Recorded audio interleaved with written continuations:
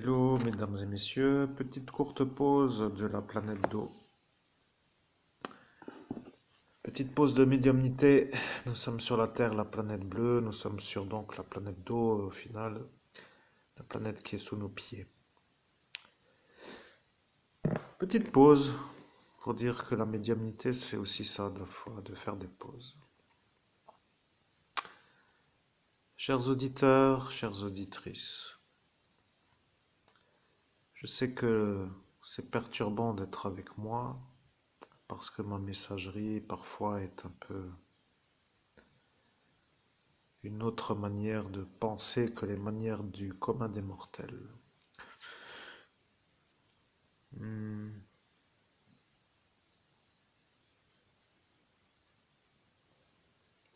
La société est un peu, au niveau français, une genre de société.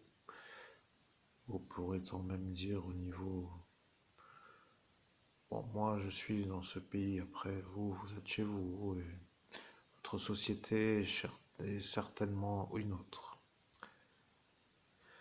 Euh,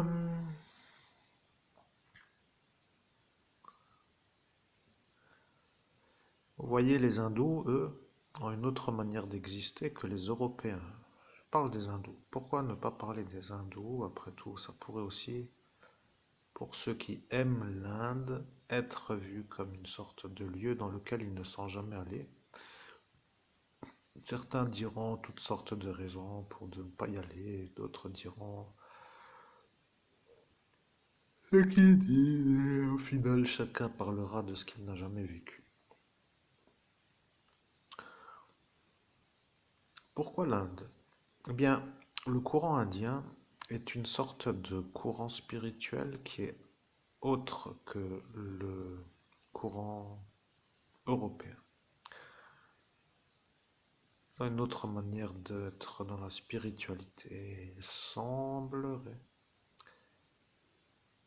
que ce courant indien, qui est dans une autre manière d'exister, qui est axé sur des roues, des centres énergétiques dans le corps humain, des énergies qui s'appellent des roues, que l'on appelle des chakras, parfois est connu de ce monde européen. Et parfois, les humains se posent des questions. Qu'est-ce qu'un chakra? Qu'est-ce que les 7 chakras? Pourquoi certains sont plus grands, d'autres plus petits? Pour quelles raisons certains sont bloqués? Pour quelles raisons certains tournent? Et bien entendu, à l'explication européenne, les hindous sont vus comme des non compatibles aux croyances européennes. Les hindous, de leur manière de vivre, ont une sorte d'évolution qui s'articule sur la prise de conscience des énergies déjà lorsqu'ils sont enfants et lorsqu'ils sont à ces âges. Il semblerait que certains soient vus comme ce qui s'appelle des super, euh, comment dire, des êtres supérieurs à d'autres êtres. Ceci, chers amis, chers auditeurs, est une sorte de transition dans notre lutte parce que les hindous, de la manière où ils se font la protection, semblent être capables de lutter d'une manière spirituelle et d'une certaine efficacité contre des énergies qui ne semblent pas être en harmonie pour que les 7 chakras humains présents dans le corps humain puissent être en bonne équilibration ou en bon fonctionnement, et à ceux qui semblent être leur objectif, à savoir que tous les chakras fonctionnent d'une bonne façon, est une manière de dire qu'ils sont vus par ceux qui jusqu'à présent voient le monde parallèle comme des noms, comment pourrais-je dire, des êtres qui ne sont pas encore assez détruits pour être en dessous de ces démons qui sont dans cette dimension parallèle. Bien. Jusqu'à présent, vous avez donc compris, chers auditeurs, que l'être humain est humain, qu'il se trouve sur une planète qui s'appelle la planète bleue, et vous avez compris que cette planète bleue est une planète qui s'appelle la Terre.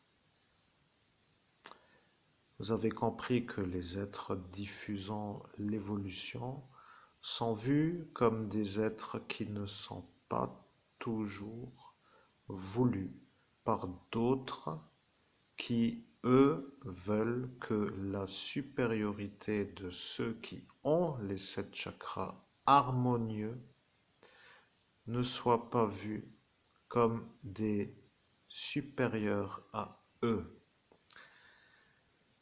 Vous comprenez, il y a des êtres qui ne supportent pas de voir d'autres êtres plus évolués qu'eux. Vous comprenez, ceci est maintenant une conversation d'interlude, comme j'appelle cela, à une genre de transition, et à ceux qui se posent des questions. Qu'ont-ils fait pour évoluer dans la spiritualité jusqu'à présent? Ont-ils été dans une construction de ces chakras en eux pour avoir aujourd'hui l'harmonie des 7 chakras? Vous comprenez, il y a ceux qui ne veulent pas que les 7 chakras soient en harmonie. Comment pourrais-je dire? Une des manières, pour être compris, pour créer la disharmonie est de faire ce qui s'appelle ce qu'il ne faut pas faire.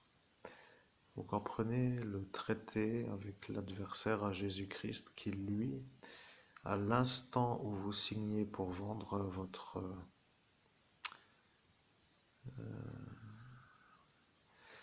La définition est simple, mais sans le dire pour ne pas attiser. Vous voyez, le fait de faire partir le chakra du cœur devient pour vous la disharmonie, le déséquilibre, l'absence de pouvoir être entier.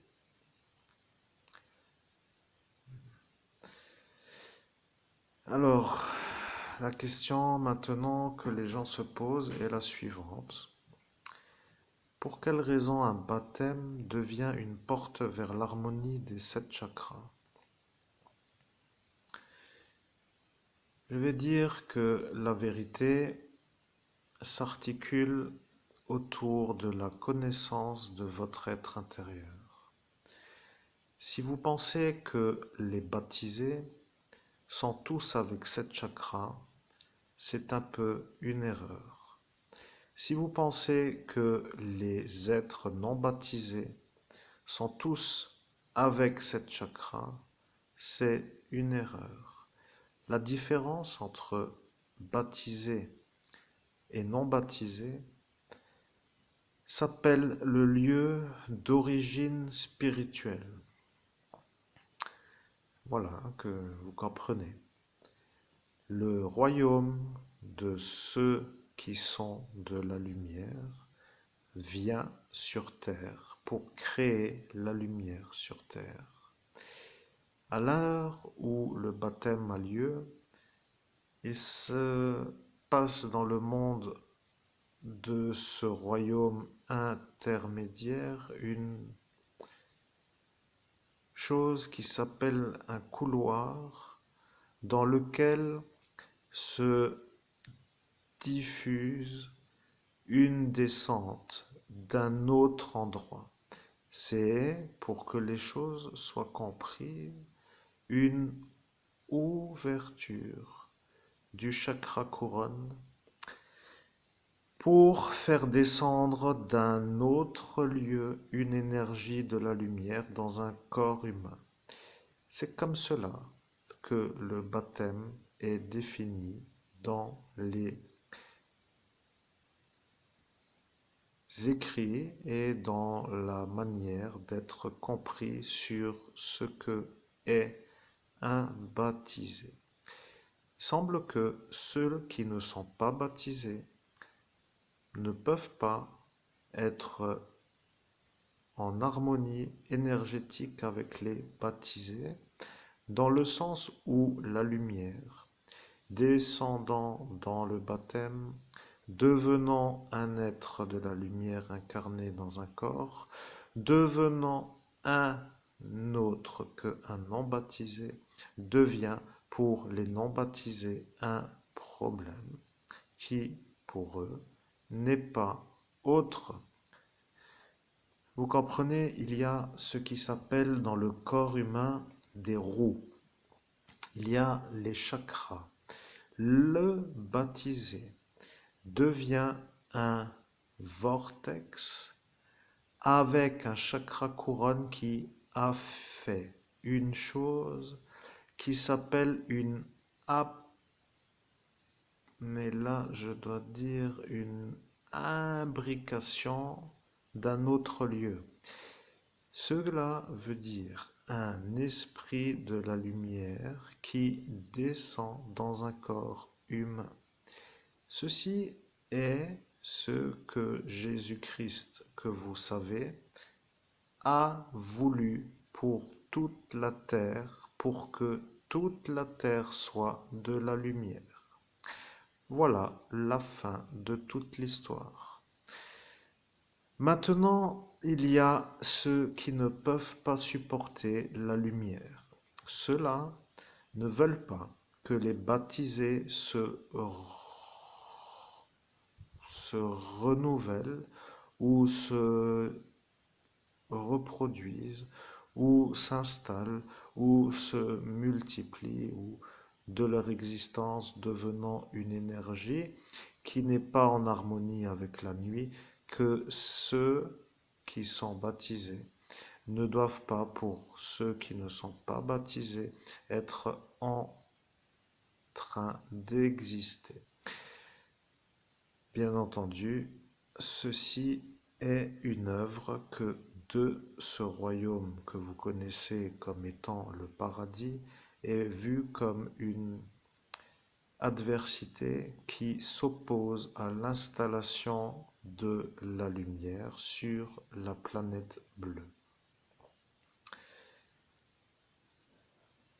Oui, je sais que ça paraît incroyable, mais je dois vous dire, mesdames et messieurs, vous comprenez, vous êtes sur une planète bleue, vous êtes sur une planète et vous êtes en train de comprendre que la spiritualité qui pourrait vous aider ou qui pourrait vous faire évoluer est toujours vue comme une prochaine étape vers un ennui.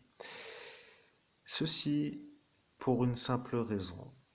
Le démon ne veut pas que vous puissiez repartir de cette planète.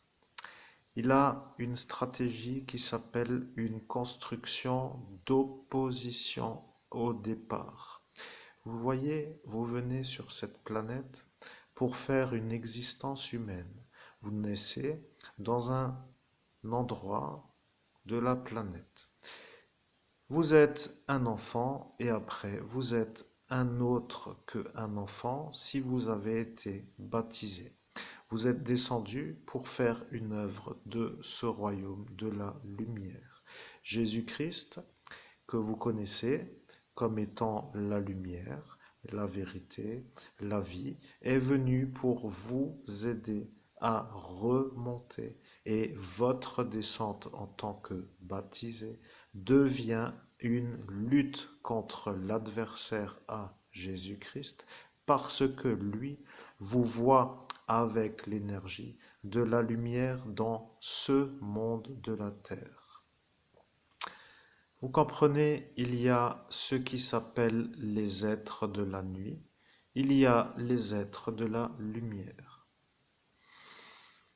Le projet que certains ont est de dévaloriser les êtres spirituels sur la manière où d'être spirituel les fait voir parfois comme des êtres qui ne peuvent pas avoir une réussite matérielle telle que eux, les êtres non spirituels, ont dans cette incarnation de cet instant, dans cette planète bleue.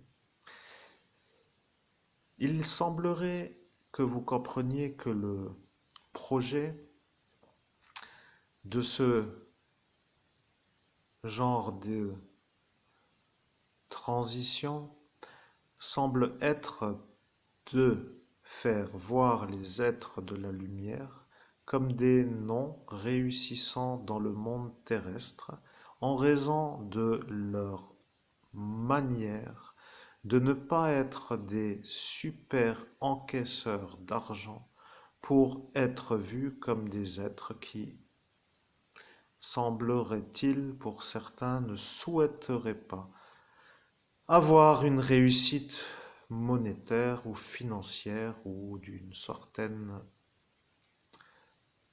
manière de dire budgétisée. Oui, c'est un peu ça. Vous comprenez, là est le problème. Celui-là, qui s'appelle l'adversaire, est un genre de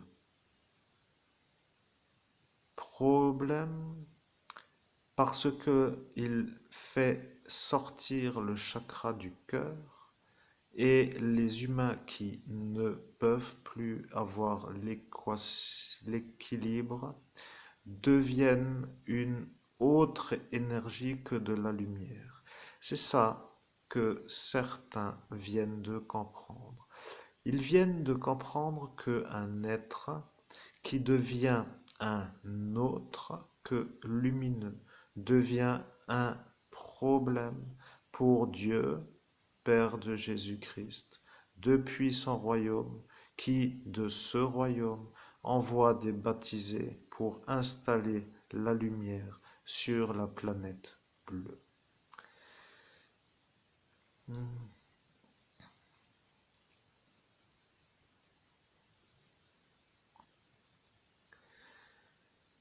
Je vois que dans d'autres civilisations, les baptisés qui ne sont pas installés en tant que baptisés se trouvent être des êtres de la lumière qui ne sont pas baptisés. Ceci est dû à ce qui s'appelle un travail personnel d'évolution spirituelle. Vous comprenez, il y a la prise de contact avec les chakras qui, au fil des ans, devient de plus en plus perceptible, de plus en plus intense. Arrive l'ouverture des 7 chakras et l'être spirituel qui est au-delà de la conscience humaine apparaît. Il semble à cet instant que si il y a un être de la lumière, que ce soit un être de la lumière qui devient un guide de la lumière. Il semble que ça est une certitude pour dire qu'il y a une chance que ça ne soit pas un être de la lumière qui apparaît lorsque les 7 chakras sont ouverts et que le contact qui vient d'être établi s'est établi sur une hauteur spirituelle. Le problème avec cette manière de dire est que ceux qui peuvent être aux commandes des 7 chakras se mettent en possibilité d'être avec la certitude d'être dans la lumière. Vous comprenez, les hindous ont des représentations de ceux que vous connaissez comme des vénérés. Vous comprenez, des êtres avec une auréole dans le chakra couronne. Il semble que lorsque un être de la lumière est vu comme un être qui a une auréole, qu'il est vu comme une référence à suivre pour que tous ceux qui cherchent la lumière puissent trouver la lumière. Ceci, dans cette explication, veut dire que un être qui arrive à ouvrir les 7 chakras est un être qui est guidé par un être qui déjà est de la lumière pour que l'ouverture connecte à la lumière. C'est à ce détail que tous ces hindous peuvent dire que c'est comme cela qu'ils peuvent arriver à ouvrir les chakras, car les êtres de la lumière les voient comme des êtres qui, par étapes, ont une progression qui les maintient dans la vérité de l'évolution spirituelle lumineuse. Le baptisé, lorsqu'il apparaît, est enfant petit et il est dans un rite sacré baptisé. Les êtres qui sont dans une autre manière d'être se voient être non baptisés, mais avec une étude progressive de ce qui s'appelle les chakras pour arriver à l'instant de la contactabilité de leur être supérieur qui est je suis. Vous comprenez, le je suis se trouve être aussi chez d'autres qui ne sont pas baptisés. Et ceux qui sont dans des évolutions sont en train de voir que les baptisés ne luttent pas contre le démon et que lui qui fait les traités enlève le chakra du cœur pour que, avec ce déséquilibre, l'être ne puisse plus être de la lumière. Vous voyez, il n'y a pas la clé de la certitude dans le baptême.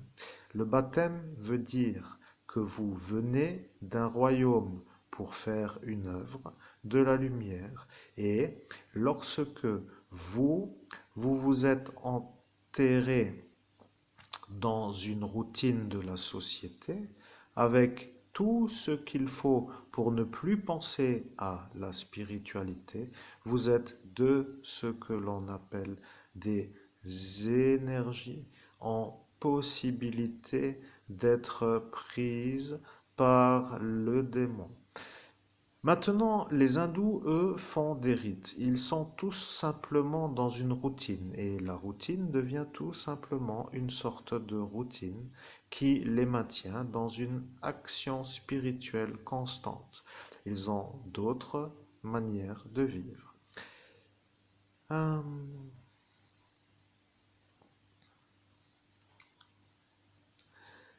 la différence entre un baptisé et un non baptisé s'appelle la possibilité d'être dans une autre connexion, d'être lorsqu'arrive la connexion. Maintenant, ceux qui font les rites, ceux qui font les études spirituelles, se trouvent être toujours avec une guidance de la lumière. Vous voyez, il y a de ce monde autre, qui s'appelle le monde parallèle au regard humain, des guides qui sont à évaluer les élèves. Et les élèves qui sont les humains, tous ces humains sont vus par les êtres de la lumière qui, eux, voient qui est sur le progrès ou ceux qui ne sont pas sur le progrès. La différence avec ceux qui ont un rituel régulier s'appelle une barricade contre l'adversaire qui est vu avec l'énergie d'un non lumineux et qui est vu comme une chose ou une énergie à ne pas avoir avec soi pour être de la lumière. Maintenant, quel intérêt avec cette vidéo? Il y a une part de comparaison entre deux civilisations. Il y a une évaluation des compétences spirituelles entre un royaume et une civilisation qui est une autre énergie que celui du royaume.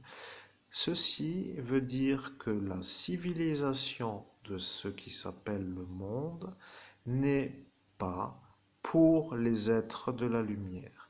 Il y a dans les Écritures une sorte de méfiance envers le monde.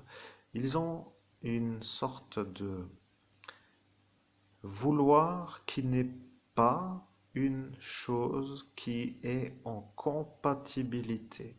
Ils veulent un monde autre que celui de la lumière. Voilà ce que veut le monde. Le projet qui s'appelle la guidance pour rester dans la lumière s'appelle l'amour. Vous comprenez que de ce qui s'appelle l'amour, il y a les amoureux. Il y a les êtres de cœur qui voient avec le cœur. Le Petit Prince, vous disiez que ceci à l'école vous rappelle un souvenir. L'essentiel est invisible pour les yeux, on ne voit bien qu'avec le cœur. Vous voyez, le Petit Prince est un être qui vous guide dans une réflexion. Qu'est-ce que cela veut dire? L'essentiel est invisible pour les yeux, on ne voit bien qu'avec le cœur. Cela veut dire que dans votre chakra du cœur, pour ceux qui sont encore avec le cœur, il y a une sorte de possibilité de voir ce qu'il se trouve à faire ou à ne pas faire, ou à guider ou à ne pas guider. Cela veut dire que le cœur peut, pour ceux qui ont encore un cœur, vous servir de gouvernail pour vous guider. Vous voyez le chakra du cœur et vous voyez le cœur. Cela veut dire que ceux qui ont une évolution spirituelle peuvent avoir ce qui s'appelle un chakra du cœur. Il n'y a pas de certitude dans ce qui s'appelle le baptême. Il y a des baptisés qui, au fil de leur existence, ne font pas avec la vérité le travail pour rester en capacité de distinguer ce qui autour se trouve. Vous comprenez, il y a des gens qui ne se connectent pas à leur chakra du cœur, qu'ils soient baptisés ou non baptisés. Il y a des gens qui font des rites réguliers dans l'étude des chakras pour évaluer ce qui se passe autour d'eux. Il y a tout cela autour de vous en cet instant. Vous voyez, vous êtes dans une planète d'eau et le problème avec cette planète, c'est que sur cette planète, il y a des œuvres qui sont faites avec le cœur et il y a des œuvres qui sont faites sans le cœur. Je dois faire une deuxième vidéo pour vous dire ce que cela veut dire. Mesdames et messieurs, retrouvez-moi dans cette seconde partie de la vidéo que vous entendez en cet instant pour avoir une explication sur ce que sont les œuvres de cœur, pour que vous puissiez comprendre que le cœur a la résonance d'une machine qui peut travailler dans un projet. Ça devient un peu une explication autre qu'une explication que vous avez l'habitude d'entendre, mais vous allez, mesdames et messieurs, comprendre ce qu'est une œuvre de cœur quand les gens ont un cœur. C'est ça que ceux-là ne veulent pas. Vous voyez, il y a le monde et il y a les êtres qui viennent de la lumière. Et il y a ceux qui s'appellent les êtres qui